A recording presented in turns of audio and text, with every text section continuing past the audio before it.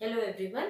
Let's start exercise 14.3. Question number 1 is अब आप polynomials की एडिशन सीख चुके हैं, सब्ट्रैक्शन सीख चुके हैं, मल्टीप्लिकेशन सीख चुके हैं। इस एक्सरसाइज में आप सीखेंगे कि पॉलिनोमियल्स को डिवाइड कैसे करते हैं। तो क्वेश्चन नंबर 1 में आपका क्या है, मोनोमियल है यानी सिंगल टर्म इधर है, सिंगल टर्म इधर है, यानी वन टर्म है मोनोमियल, और आपने करना है इसे डिवाइड।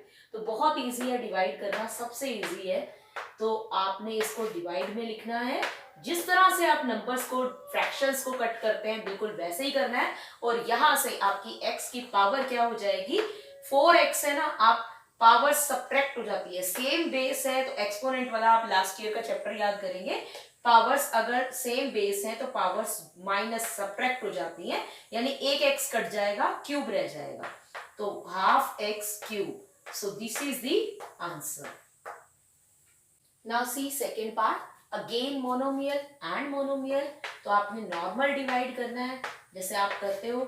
नंबर्स को आपने कटिंग कर देनी है। डिवाइड में लिखा 9 4 36। अब y की पावर जो है वो सब्ट्रैक्ट हो जाएगी क्योंकि बेस सेम है। तो 3 minus 2, so answer is -4y। y की पावर कितनी आ गई, 1। Now see fourth part of this question, again monomial monomial. तो मोनोमियल तो आपको क्लियर हो गया। सिर्फ आपने क्या करना है, फ्रैक्शंस की कटिंग करनी है, और साथ में जो सेम बेस है वहां से आपने पावर्स को सब्ट्रैक्ट कर देना है। ये मैंने लिख दिया इसको डिवीजन में। अब ये दोनों 17 के टेबल में आ रहे हैं। 17 is their highest common factor. तो 17 2s are 34, 17 3s are 51। तो हमने इसको कैंसिल कर दिया है, लोएस्ट फॉर्म में ले आए हैं बाय कटिंग इट विद 17। अब x की पावर सेम बेस, यहां पर है x की पावर 3, यहां पर है x की पावर 1। तो बेस में पावर्स डिवाइड, अगर बेस सेम हो, डिवीजन में पावर्स हो जाती है सब्ट्रैक्ट। सो 3 माइनस 1। इसी तरह से y की 3 माइनस 2, ऊपर जाके ये सब्ट्रैक्ट हो जाएगी, और z क्यूब तो पूरा ही कैंसिल हो जाएगा। 3 माइनस 3 0 पावर हो जाएगी z की, ठीक है, क्योंकि यहाँ पर सेम है। तो ये आंसर आपका आ जाएगा 2/3 x square y raise to power 1, और पावर 1 लिखने की जरूरत नहीं है। So this is the answer. Now in second question what we are going to do, अब आपकी जो टर्म्स हैं डिवाइड के लिए, यानी नीचे जो डिनोमिनेटर में है वो तो आपका मोनोमियल ही रहने वाला है, लेकिन जो न्यूमिनेटर है पहले आप उसमें 1 टर्म कर रहे थे, अब 2 टर्म्स हो सकती है, 3 हो सकती है, 4 हो सकती है, यानी बायनोमियल और ट्राइनोमियल।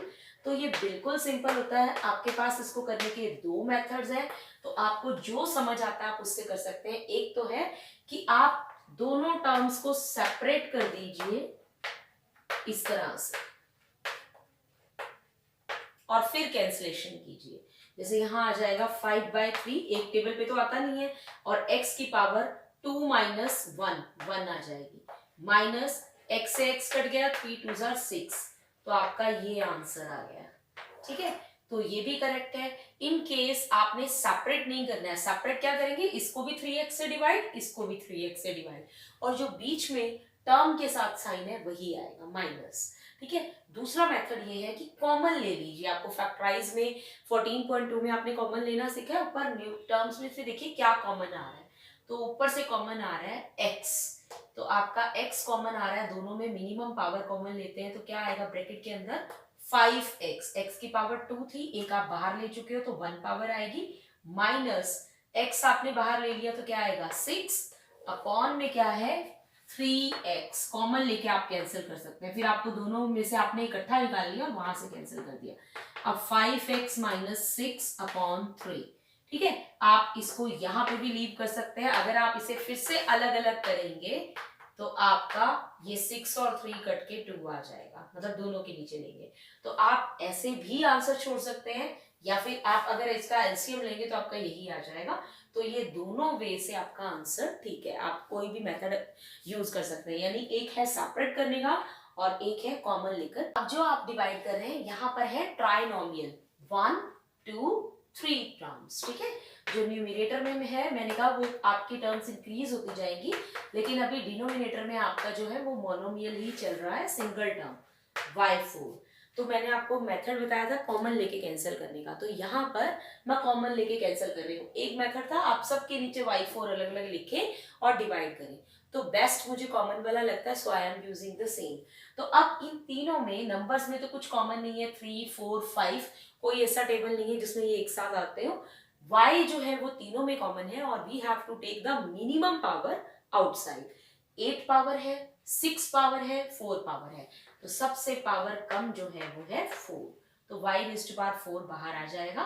तो अंदर क्या रहेगा, यहाँ पर 3 और 8 में से 4 पावर आप बाहर ले चुके हैं, तो आएगा y raise to power 4 minus 4, y की पावर है 6, 4 आप बाहर लिख चुके हैं, कॉमन ले चुके हैं, तो y स्क्वायर प्लस जितनी पावर बची है, 6 में से 4 बाहर ले ली, 6 माइनस 4 2 पावर बची है, प्लस y की पावर 4 पूरी की पूरी बाहर है, 4 minus 4 nothing is left, y की पावर में कुछ भी नहीं बचा है।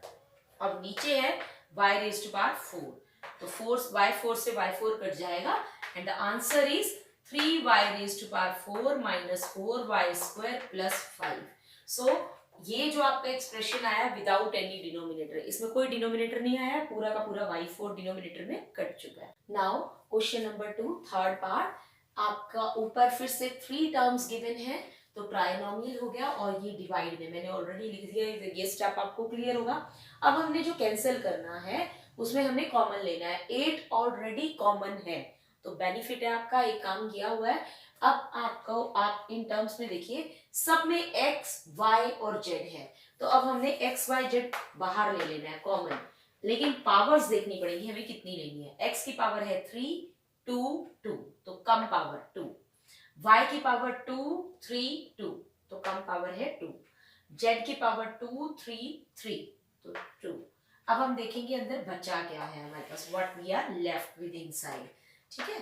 तो अब हमने देखना है x क्यूब, एक x बचेगा क्योंकि हमने 2 पावर बाहर ली है, तो 3 minus 2 1 power is left, y square z square हम बाहर ले चुके हैं, nothing is left, plus x square बाहर है, y क्यूब, y की एक पावर चाहिए क्योंकि हमने y स्क्वायर बाहर लिया है, z क्यूब एक z, y z भी आएगा, ठीक है। सिमिलरली आई थिंक मैंने क्वेश्चन रॉन्ग उतार लिया इन केस, क्योंकि सब में है 3 2 2 2 2 3, एक पावर 3 है, मे बी यहाँ पर भी आपका यहाँ पर 2 पावर हो, आई थिंक, पता नहीं, आप जो भी होगा उसके अकॉर्डिंग कर लेंगे, आई थिंक ये होना चाहिए, तो मैंने यहाँ पर 2 कर दिया, ठीक है।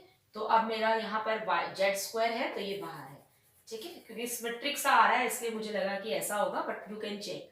अब है प्लस x स्क्वायर बाहर ले चुके हैं, y स्क्वायर बाहर ले चुके हैं, z क्यूब और यहाँ स्क्वायर बाहर लिया, तो एक z बचेगा आपके पास। अब कैंसिल करेंगे तो x square y square z square सभी कैंसिल हो जाएंगे, ठीक है, सेम आ रहा है।